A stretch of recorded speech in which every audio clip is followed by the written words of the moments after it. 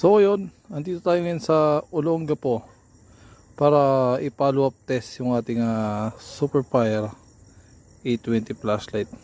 Yan, so ito yung nabili natin na last 2 months ago.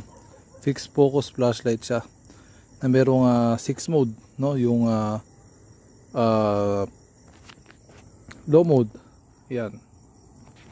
Yung low mode niya. So maliwanag, low mode pa lang yan. So ito yung mid mode.